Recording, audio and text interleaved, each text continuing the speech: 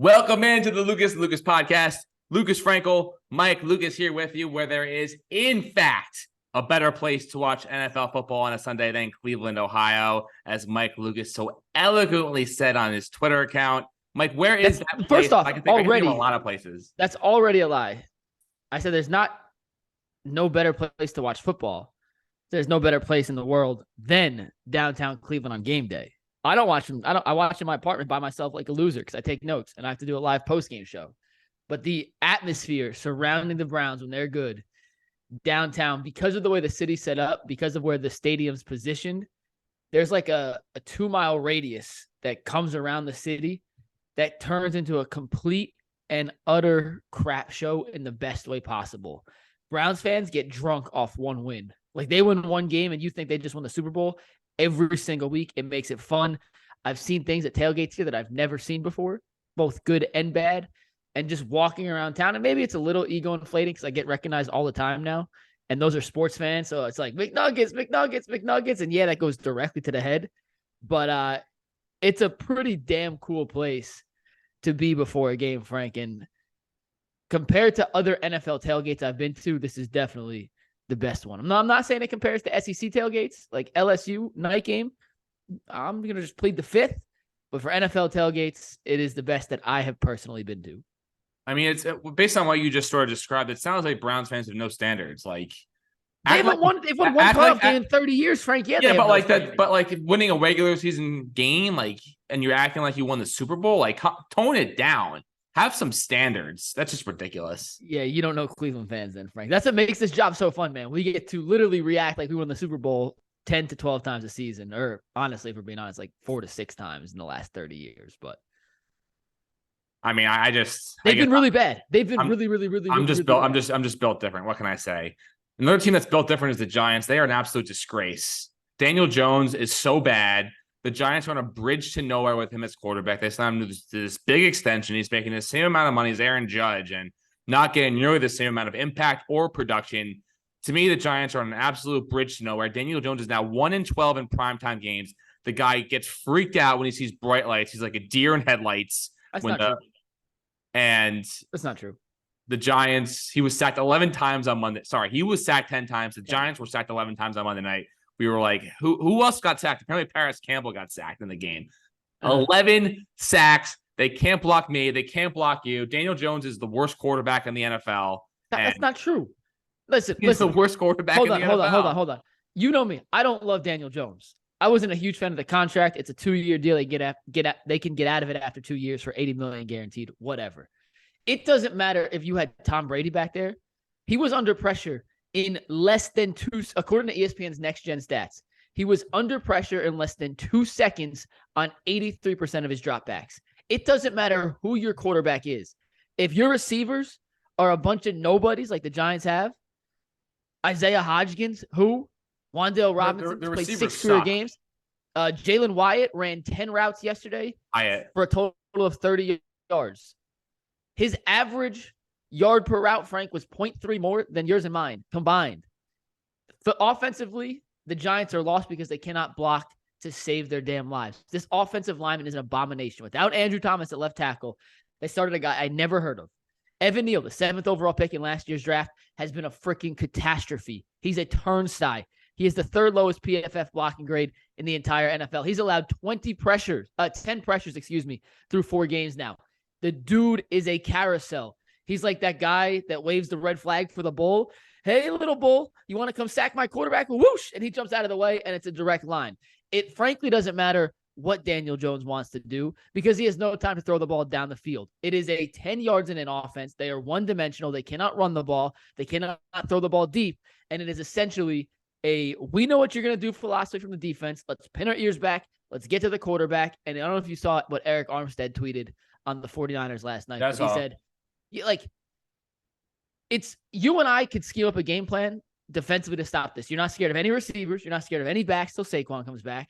So you pin your ears back. Daniel Jones is their best weapon offensively, both on the ground and in the air.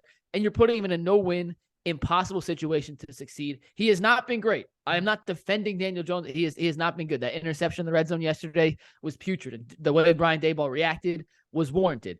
However, you're asking to do the damn near impossible. So I can't get too mad at Daniel Jones when the reality is he's a chef cooking with leftover beans, a can of Spam, a rotten egg, and 3 orange peels he found in the back of a dumpster on his way home. He has nothing to work with. So to expect anything magnificent from him when he's not a great quarterback to begin with is just unfair.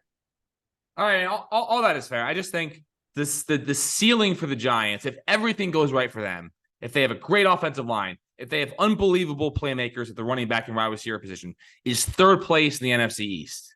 It's what they did last year. Win one playoff game and get beat by a good team. But Daniel Jones, a quarterback, that is as good as it's going to get. So they gotta make up their minds here and either. I mean, it seems like they're glued to Daniel for another year or two. Like I'm just of the mindset like when you're like not good and like why are you like going on? I mean, I guess these guys are competitors and whatnot, but the Giants are just going absolutely nowhere with Daniel Jones. But and speaking of the receivers, like how did they get so bad at receiver? How do they have no one aside from Darren Waller, who didn't even do much? No one did really much against the Seahawks on Monday night, but like they have answer both questions for you. They have no legitimate pass catcher besides from Waller, who you would even contemplate, or at least I wouldn't contemplate picking up in fantasy football. Like no one that even somewhat jumps off the page a little bit. None. So as far as the quarterback situation, when they re-signed Daniel Jones last year, everyone saw the number: 4 years, $160 million. Right. It's not as a 2-year, $80 million deal. The reality was they were too good last season. They overachieved to be in a position to draft one of the top quarterbacks. So to start with, if you're not going to get a top guy, I think it makes sense to sign Daniel Jones to a 2-year contract. If he proves he's not good, you're out after 2 years. And if he sucks this year, they're going to draft high next year. And then you have at least a 1-year buffer to either trade Jones, have a young player sit behind Jones and learn a little bit, then make the transition when necessary, whatever the case may be. Or if he hits gold and then develops at the same pace he did in his first year under Daboll, then you actually have him at a pretty reasonable price. So that is what happened with the quarterback situation. They were not in a position to upgrade at that position last season based on how well he played and the team performed on the field. As far as receivers, that is where I have the real issue, Frank. Last season, Daniel Jones did what he did, led them to a playoff victory with no receivers. They went into the offseason. They added Darren Waller, who you would think is a very good and productive receiving option at tight end. But on the outside, they have nobody who scares you. They drafted Jalen Hyatt in the 3rd round. He's a speed guy. He's a deep threat. Well, you can't throw deep if your quarterback's getting sacked in 2.5 seconds. It's just not possible. You have Wan'Dale Robinson, who you drafted in the 3rd round last season, who tore his ACL, and he's still working his way back in. Maybe he could be a slot guy you count on, but he's not pushing anyone downfield. And Hodgins, who I like, is just a guy. They got a bunch of guys, right? They have no difference makers. They don't have a Garrett Wilson type. Granted, Wilson's so good. Not every team has a Garrett Wilson, but I just don't know what you can expect from your quarterback if you can't protect him and he's throwing at nobodies. It's just not fair to evaluate who a player is when he's literally set up to fail. And I kind of feel the same way. That's how I felt about Zach Wilson entering last season. Yeah. So the Jets, Zach Wilson, I thought, played the best game he might have ever played against the Chiefs. I thought that if a couple things just turned where, Zach Wilson just doesn't drop the snap and, they don't call the holding on Sauce Gardner where the Jets get the pick, like the Jets probably win that game somehow, some way. They somehow find a way to beat the Chiefs. But I don't know. It's like, I just know that this team this year is not really going anywhere. So the more losses you can get, and I feel bad because I do think Robert Saleh, despite the fact that, if they just win 4-13 this year or something along those lines, or he'll have the worst record through a 4-year span for a head coach in the history of the league. It's pretty hard to justify keeping around a head coach who has that atrocious of a record, even though I don't believe that it's his fault, because he's never really been put in a situation by the front office and to have a legitimate, he had Aaron Rodgers for 4 snaps and that was pretty much it. This was his true litmus test to see how good of a coach Robert Saleh is. But unlike Aaron Boone, who's going to be back as Yankees manager, I really do believe that the Jets players buy into what Saleh is saying. And they clearly going out there every snap and, giving it their all. It's just, when your quarterback play is so limited, it's hard to overcome that, especially when, there's no more valuable position in the NFL than quarterback. So I feel bad for Robert Saleh because I do feel like if this season continues to spiral, and because I just feel like, how do you justify keeping Robert Saleh if he's got the worst record for any head coach in a 4-year span in the history of the league? It's pretty hard to, unless Rodgers is so adamant about wanting to play for Robert Saleh, which who knows what Rodgers is going to say, because he's calling Travis Kelce Mr. Pfizer guy. Like he's so off the rails. You have no idea what he's thinking at any given moment. He might just say, you know what, I'm not playing for this team ever because they're so bad. He might just retire to begin with. So like this can go so many different directions, and it's I guess my only thing is that the more games you lose, the better, because that gives you a better chance of drafting Caleb Williams or Marvin Harrison Jr. Yeah, the same way you feel about Saleh, the same way I feel about Daniel Jones. Like they're in an impossible situation to judge. If I asked you right now, Frank, yes or no, no. Well, maybe either yes or no. Do you think Robert Saleh is a good coach? I said I do. I just don't think he's been ever put in a good situation to legitimately have success, especially when he's been going up against, the AFC East with, and the AFC in general with Mahomes and Allen and Burrow and such elite quarterback play. And the Jets have not, Zach Wilson is not even in the same stratosphere as any of those guys. And when you don't have the quarterback, like, yes, you can compete and, hover around 500, maybe finish above 500. You have but you can't win at the highest level. But yeah, if you're trying to compete with, those elite of the elite teams in the AFC, like you have no chance with Zach Wilson. And so I'm glad you said it like that, because when I look at the Daniel Jones situation, if it's yes or no, is Daniel Jones a good quarterback? My answer is no. And you could be in situations where it's not perfect, but you can just kind of see if someone has it or not. And there's no definition of it. Everyone has their own opinion. And I think Saleh's a damn good head coach, man. I do. And I think he's been put in situations where it's impossible to judge based off I always go back to a chef when it comes to this. Impossible to judge off the ingredients he has to work with. Like, you're asking him to make a 5-course meal when his protein is Spam. Like, can you make Spam work? Yeah, there's some delicious meals you can make with Spam. But if you're serving the president of the United States and you have a can of Spam to make the star of your main course, there's a ceiling on it. Like, sure, it could be okay, but if you're working with filet mignon or lobster, like, the ceiling of that dish is going to be way higher. Yeah, it reminds me of when I was covering high school football in the Utica area, and there was this one team who was one of those, towns back in the 60s and 70s and maybe even the 80s that was just, there was a huge factory there that attracted all these people to this town, and it was a really flourishing area, and they had all these amazing athletes, but that factory, whatever, shut down, and now, like, there's people are just leaving year in and year out, and the number of good athletes in that program has just been deteriorating year by year. And like, the new football coach comes in, and he's like, new message and changing things around and whatnot. But like, if you don't have I'm like, if you said before, I literally use the same exact analogy. It's like, if you're a chef and you're working with, spoiled cheese and, whatever, like, it doesn't matter. Like, you're not gonna be able to compete with the powerhouse teams in the big cities if you don't have great ingredients. And so similar thing there. Another point I want to make is I think they need to knock down MetLife Stadium. Like, since it's cursed. Since 2012, since the Giants won that Super Bowl, which I don't even believe they had a home playoff game during that run. They may have. I don't believe they did. Not. It's just, both teams have just been a complete dumpster fire. The Giants had one good year last year, and the Jets had 2015 with it, which they lost in week 17 and didn't make the playoffs. But like, that stadium is, I don't know if it's like the lack of atmosphere or just bad juju or whatever it is. Like, the Giants were a respectable organization for years before MetLife Stadium went up. And ever since they moved into this building after the Super Bowl title, for both teams, it's been a catastrophe. I can't stand the stadium. They need to knock it down as soon as possible. They just need to move to Queens and get their own stadium with a great atmosphere, fans right over the field. The Giants, I don't know, maybe move to the Bronx or build themselves another, basically recreate the old Giant Stadium. But like, something needs to be done with that stadium, because I do believe that there is some negative energy just that surrounding the area. I don't know if it's because of like the lack of identity. There's nothing about that stadium that like is intimidating for the other team. I think that sort of maybe plays a part in it. Yeah, no, it sucks. It's not a good fan environment.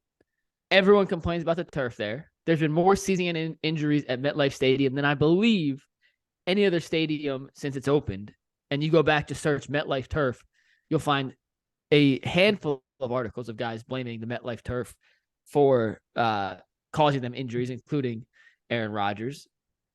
And at the same time, it's in the middle of nowhere. It's ugly.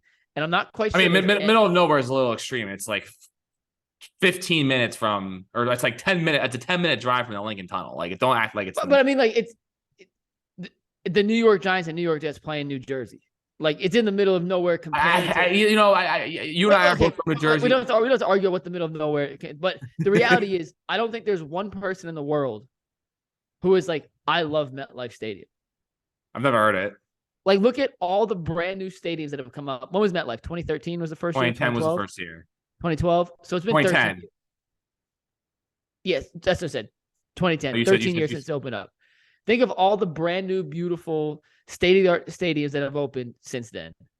It feels like MetLife looks like a stadium that opened in 1984. It does not look like it's 13 years old. It looks like it's 45 years old, and that's an issue. It's more about the fact that it's just, there's no character. It's got the 4 video boards, which is the only thing that sort of makes it look like it could be a relatively new stadium. But other than that, like, it's just when they rip off the Giants and Jets banners on the sides of the walls, it's like gray, lifeless, and dead. And the outside has got nothing either. It's a debacle, and I hope something gets done here soon, because I don't know. It's just, there's a lot of bad juju going on right now, and I don't like it. As for the Chicago Bears, it seems like there's a group of teams in the NFL that I think this is the list of teams that is just, no matter what they do, no matter what moves they make, they're always just going to be, I don't know, cursed or just bad, or a bad luck or whatever. It's the Jets, it's the Browns, it is the Los Angeles Chargers, and the Chicago Bears. I think are the 4 teams that no matter what they do, no matter what moves they make, it's always going to end up exploding in their face in the worst way possible. And it seems like no matter what these teams do, they can't get out of their own way. And I don't know. I Give me the list again. Give me the list Jets, again. Yes. The Jets, the Browns. Yes. Bears. The Bears and the Chargers. I agree. Seem like no matter what they do, like, and the Chargers for the past, ever since I've been alive, they play the same game every week. They look unbelievable. They look like a team that could win the Super Bowl, and then all of a sudden you look up and the team they're playing against is down by 3 and like driving to win the game. It happened. I mean, it's happened like every week of this season. If Aiden O'Connell just had wasn't his first ever appearance, the Raiders probably win that game last week. The Browns, we all know about their playoff futility and, just their quarterback futility. Same thing for the Jets. And then the Bears the Bears might be the most disgruntled fan base of them all, given, the current situation. But the one silver lining for the Bears is that, given how bad the Panthers are and how bad they look, like, they may end up getting with the top 2 picks in the draft. But like, I was talking to a Bears fan yesterday. He's like, you know what, Lucas, it doesn't matter, because even if they get Caleb Williams and Marvin Harrison Jr., they're still going to be put in infrastructure where they're set up to fail, and it's not going to matter. So like, there's literally nothing you could say to a Bears fan, it seems like, that's going to make them smile at this point, even with the possibility of drafting a generational talent like Caleb Williams and a Marvin Harrison. Let me ask you this question. If you were a Bears fan, Frank, would you rather have Caleb Williams and Marvin Harrison Jr., or with the first 2 picks, take Caleb Williams and Drake May? And Drake May? They've been wrong on every quarterback they've drafted in the last 60 years. No, it would never happen. There will, in the history, I'm telling you, Mike, in the history, I don't believe in the history of the league a team has ever taken 2 quarterbacks in the first round. I mean, no, I can almost guarantee you it's never happened. Because if you do that, but I'm saying, if you do that, no, you can't do that, because then all of it, like, part of, I think, a quarterback's success in a new team in a new area is the whole organization, the GM, the coach, the owner, the entire roster, just being behind the guy, giving them confidence and whatnot. And if you have a tug of war in training camp, like, who's the guy? We don't know. I just feel like that might divide the team. I mean, it could work, but I think that more likely than not, it'll create a division, and one of the guys, especially given the culture of today, will end up requesting a trade, and it'll end up creating a much more negative distraction than what's a potential positive, which I see why you can see like, oh, just flip a coin, one of them has to hit. But like, I don't, it's a lot more complicated than that. It's bad logic. Listen, I'm not saying it's gonna happen. I would not even suggest it happening, but I also understand you have two guys who you're contemplating going back and forth on because they're two generational talents at the position, which you haven't had in 60 years, 70 years. I mean, on the surface right now, but like they end up they could be both out of the league in 4 years. Like, I mean, on the surface, yeah, sure, they look like can't miss prospects, but if this was that easy, then the Jets, the Browns, the Chargers, and the Bears would all have fixed these problems by that. If it was that simple, like Jets, it's not that simple. That's why you draft two of them, so you have a twice as high chance of having one of them hit. I know it sounds crazy. Once again, never going to happen. It's not going to happen. I'm not even suggesting they do it. I'm just saying I do think it's worth having the conversation that if you have two guys that are regarded and rated as highly as those two would be coming out of the draft, you have two chances, which gives you a significantly better chance to make sure at least one hits. And then if they're both good, you can then flip Caleb Williams or Drake May for a first-round pick down the road. I mean, if you're Drake May and Caleb Williams is just drafted ahead of you in the first question, and then you're answering questions like, because like, Frank, it's a hypothetical. Stop thinking about this in a way that's I know. Really I can't. One of my issues is that I think about every time I hear something, I think about it in the most literal sense possible. I just can't wrap my head around any scenario where it turns out well. You are a younger version of Adam the Bull on my show, who's from New York, and there's a lot of similarities. He's from New York. Where? Brooklyn guy. Oh wow, okay. And I love Bull, and Bull is phenomenal at what he does. For anyone who doesn't know, Bull was the #1 radio guy in Cleveland for a decade. He worked at the Fan in New York before he came to Cleveland. Big time radio personality, but he's kind of like Frankel. He does not do well with hypotheticals. He needs literal facts and data, and he does not like to imagine. He likes to live in the world of what is and not what could be. So all I'm saying, I just think that and maybe in 1990 it would work, but in the social media era where people can tweet whatever they want, Instagram whatever they want, a million press conferences, a million outlets to express your thoughts, I just think that there's too much negativity that would be created around it, where teams would be pressured and the players would be so against it that I don't see any conceivable way it would work. That's just what I'm saying. Couple NBA things. I don't know where Jimmy Butler comes up with this stuff. Does he like sit in like a dark room with the lights off? Like, how am I going to dress up for media day this week? Because I don't know. I'm sure everyone saw though. He looked like he was dressed up like an emo person. Had like an eye piercing, and lip piercings. I think those are real piercings, by the way. I don't believe those are fake. Oh, they're definitely fake. They looked real. I mean, I actually looked really closely at the eye. I couldn't see a scenario where the eye thing wasn't real. It looked real. I mean, I've never searched for a fake.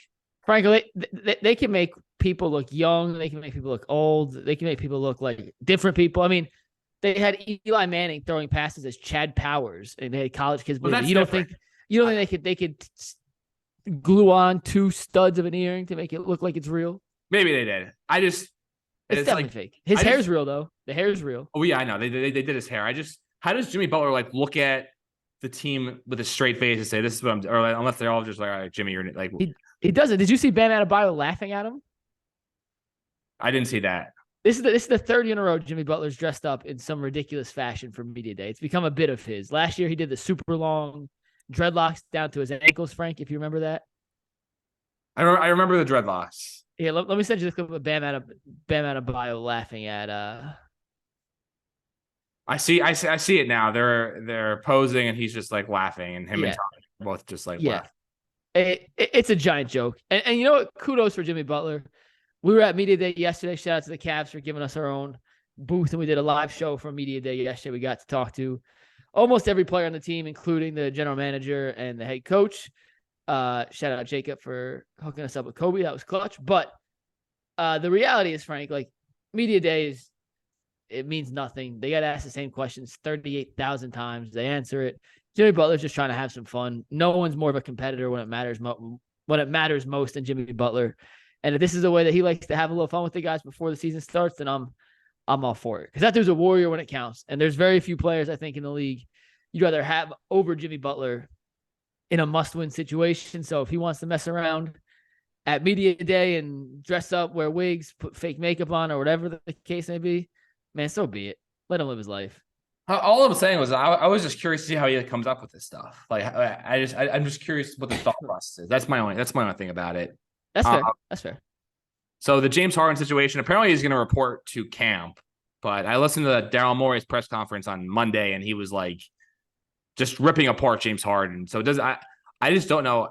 How can this possibly get any worse? It's so unbelievable how irrational James Harden is about the situation. Like, you're being, like, I understand, like, he wants a long-term commitment, but whatnot, but you're being paid $35.6 million to show up and just play basketball. Like, the Sixers could pay me $1 million and I would run through a wall. I would do whatever they wanted to. Like, pay me $1 million to brick threes, and but $35.6 million for James Harden to pout and act like this, to me, there's just no justification for it. I get but like, he's got to look himself in the mirror and understand that he's not a $200 million player. No one wants James Harden. No team is going to be like, yes, he is the missing piece because of his track record and the amount of teams he's ruined. It's just so unbelievable how he can't look in the mirror and see that. And the more I see the stuff with James Harden, leads me more and more to believe that he was like, hey, Joel, we're taking this picture together at the party and we're going to look happy. And they staged it. And as soon as the picture was taken, the picture was taken, they immediately just walked away from each other and didn't talk to each other again the entire party, is how I sort of view how this goes. Because how can you look at someone who you're quote unquote friends with and respect, like Joel Embiid, and just behave like this? I can't wrap my head around it. No, it's a giant scam. James Harden's a fraud. He understands that if he sits out for too long, he does not get paid. So guess what he's going to do? Show up and get paid, because that's what James Harden does better than anyone else in NBA history. Collect paychecks for not working. I have nothing else to say on the guy. Wow. Okay. Seriously, like, the dude's the GOAT at quitting on his team. The GOAT. No one's ever been better at quitting on his team than him. He surpassed Kyrie Irving. You think wow, you think you willing to go that far? Yeah. Kyrie's say what you want about Kyrie. He's at camp right now. He was at media day. He showed up full, whatever. Would I want Kyrie on my team? No. Is he there? Yeah. He's there for now. I'm sure he'll take as much as I would like to predict the future, I cannot. But as of right now, one guy's in camp ready to rock. The other guy is out in China, a country that he knows. I'll just say he knows his audience, with signs that say Daryl Morey's a liar for bottle service as the season's about to start. Like, come on, dude. Come on. So how would you rank the three in terms of the most toxic guys in your team? Harden, Kyrie, Ben Simmons. Is that the order that you're going with? Yeah. And listen, if you want to tell me Kyrie's one, I can't argue against you. I think it's personal preference on what level of toxicity you're willing to put up with. Kyrie's also won at the highest level. James Harden hasn't won squat. I mean, he won an MVP, has been in the conference finals a couple times. For what it's worth. Anyway, I'm actually optimistic with Ben Simmons. I don't know why. Call me a fool, but like, I'm with you. I got roped right back in. That article, Mark Spears was roped right back in. I'm back on the Simmons train. Like, I just think that he might be back. I mean, we'll watch the first couple of games of the season, like an idiot when he has 2 points on 1 of 3 shooting with 3 assists. But something in me just believes that, like, he has gotten whatever hump he needed to get over to get himself mentally and physically right. I think he might be back. It just, I mean, the way the Nets seem to be talking about him and the way that he is, I mean, granted, anyone could say anything and, make them spin it however they want it to, but I truly believe that he might come back to being like an all NBA player. and I'm sort of excited. I mean, this is going to end up burning me hard. For the moment, I'm optimistic. I am with you. I just thought of this, Frank. We've been for 2 years now in Cleveland trying to think of a precedent for the Deshaun Watson situation. Not playing for a year and a half, coming back, struggling, then coming back, this season. I know it's not NFL to NFL, but is Ben Simmons the precedent for Deshaun Watson? Is that a better comparison than any of the... No, because Ben Simmons went through, he went through, physical issues, mental health issues. Deshaun Watson was I think he might have just lost the ability to be like a good player. I think Ben Simmons still has it. I don't know how comparable those two things are. They're comparable in the sense that like they both missed time and are both trying to, revive their once thriving careers. But in terms of the paths that they went on to get to this point, I don't think Ben Simmons never did anything wrong to hurt anybody. No. Well, I don't even mean in that. I just mean a guy in what's supposed to be the peak of their career, the prime of their career, the physical time. Simmons obviously hurts his back, then can't come back. He's got some mental health issues. He doesn't feel comfortable playing. He gets traded. He moves teams, doesn't adjust to Brooklyn as well. Deshaun with his off-field issues, then leaves Houston, comes. Different reasons for sitting out, but they both missed, and take out the reasons for sitting out, but they both missed prolonged periods of time in the peak of their careers. Watson didn't play for a season and 11 games. Simmons missed essentially 2 full seasons. And now they're trying to reacclimate themselves. And Watson struggled the first 2 weeks, played great in week 3. Simmons, we haven't seen him get back to the level he was prior. And I'm not saying Watson's back. He had 1 game. He has to show it to me for at least 2-3 more times before I think he's back to even 70% of where he was at Houston. But guys who at that age were so young when they had to take a step away from the game that now they're trying to get back to where they were for different reasons, but can they ramp up as quickly as we would like them to ramp up, as we think they should be able to ramp up?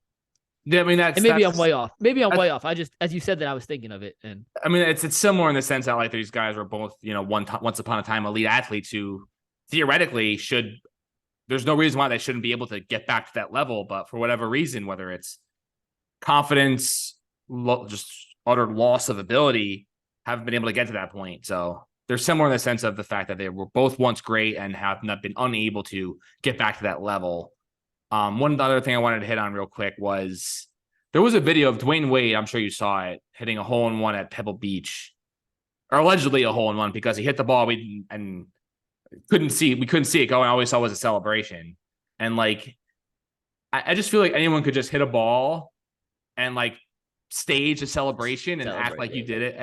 I just if you're gonna do that, if you're gonna release a video of you hitting a hole in one, at least show me the ball in the hole. At least give me some sort of something so I could see that the ball went. Validation or vindication. Right. That was my only thing about it. Is if you're gonna do it, just give me some proof. And I saw none with the Dwayne Wade video, which is very frustrating for me. Golf is such a fickle sport where you hit the ball's tiny, it lands, you usually can't see the green, and you can react anyway. Frank, I'm the world's worst golfer, and I promise you, I can make a video where it looks like I hit a hole-in-one if you don't see the end. If it's a steady shot on a tripod, it's just me swinging, the ball goes, and then no. You jump up and down, you have bottles of champagne, or you start going anyone could do that. I'm not saying Dwayne Wade did that. I do believe that Dwayne Wade did hit a hole-in-one, but based on the video that was released, there's no way to tell. Dwayne Wade, you are a multi-hundred millionaire. Be smarter. Just splice together. It'll cost $7 for a TikTok editor to slice together 2 videos and send it back to you for you to post. Trust me on this one. You can afford it. He could have easily had someone standing at the hole, recording it and videoing the ball going in the hole. There's no reason why he couldn't have had that set up. Anyway, the ball probably went in, but who knows? All right. That will do it for this edition of the Lucas and Lucas podcast. Apparently there's baseball going on. I was unaware that there was. Playoff baseball, yep. Yeah. No juice at all. Couldn't be less excited. Who are you picking to win I don't even know the 14 teams in the playoffs. I honestly have not paid attention to baseball in 3 months now. Well, the Braves, Phillies, Marlins, Brewers, Diamondbacks, Dodgers. That's 6. I'm trying to think of the 7th National League team. Anyway, American League is Blue Jays, Orioles, Rays, Twins, Rangers, Astros. Why can't I think of the 7th team? Anyway. Because baseball's irrelevant, and frankly, no one cares if the Yankees and Mets are out. Yeah. But anyway, I think the Braves probably win just because they're starting pitching and just the amount of just unbelievable power in that lineup with Olsen and Acuna and Albies and Ozuna. Like, they're just loaded and they are completely stacked. They have no flaws, absolutely no flaws. But everyone thought the same thing about the Braves last year, and then they got swept. They lost to the Phillies in the division series. So who knows? It's a crapshoot. Hey, did you hear last stat? I'm gonna read you a stat from Kyle Schwarber. Tell me if you think this is true or false. Kyle Schwarber is the first player in MLB history to hit under 200 and knock in over 100 runs. But he had 40. He had 47 home runs this year and 48 singles. Wow. Crazy. And Philly fans seem to love him. He hit 197. That's unbelievable. Almost as bad as Stanton in terms of average, but it's way more home runs and drives in a lot more runs. By the way, I stand by what I said. I will not go to a Yankee game as long as Giancarlo Stanton is on the team. So your move, Brian Cashman. Now I'll do it for this edition of Lucas Podcast. See you all next week. Maybe the Yankees would have DFA'd Giancarlo Stanton.